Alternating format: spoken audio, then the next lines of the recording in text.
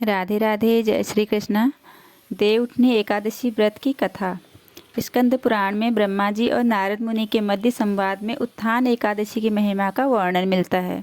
एक बार ब्रह्मा ने नारद मुनि से कहा, हे ऋषियों, मैं श्रेष्ठ में तुम्हें कार्तिक मास के शुक्ल पक्ष में आने वाली देवउठनी एकादशी के विषय में सुनाता हूँ।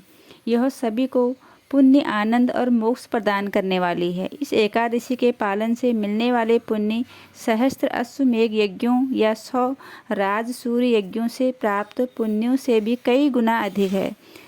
तब नारद मुनि ने उनसे पूछा, एक समय खाने व पूर्ण उपवास करने के उपरांत प्राप्त फलों के विषय में बताइए।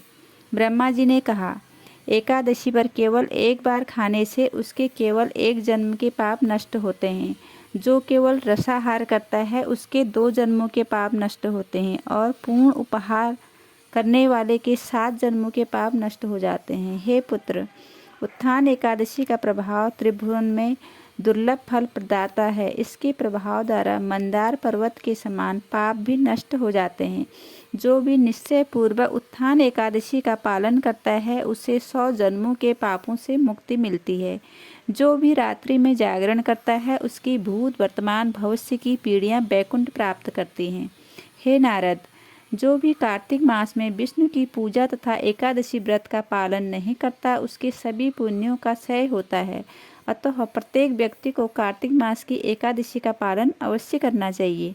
कार्तिक मास में जो भी भगवान विष्णु के गुणों, लीलाओं का श्रवण करता है उसे 100 गाय दान के बराबर फल प्राप्त होता है। नारद मुनि ने पूछा, हे पितामह, यह एकादशी किस प्रकार करनी चाहिए, कृपया वर्णन करें। ब्रह्मा जी ने उत्तर दिया, संपूर्ण दिवस भक्तिपूर्वक व्रत का पालन करना चाहिए। इस दिन लोभ की वृत्ति को त्याग करना चाहिए।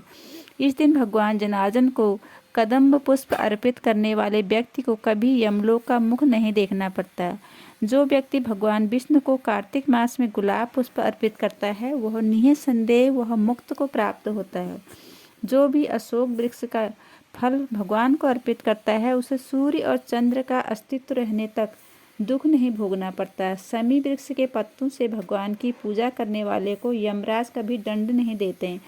वर्षा ऋतु में विष्णु भगवान की पूजा चंपक पुष्पों के करने वाले का भौतिक जगत में जन्म नहीं होता है। पीतवर्णी केतकी पुष्पों से भगवान की पूजा से मुक्त हो जाता है। लाल वर्ण के सहस्त्र दली कमल पुष्पों से भगवान जगन्नाथ की आराधना करने वाला व्यक्ति भगवान के श्वेत द्वीप को प्राप्त होता है। व्यक्ति को रात भर जागरण भगवान विष्णु को भजन, कीर्तन, लीला वर्णन करना चाहिए।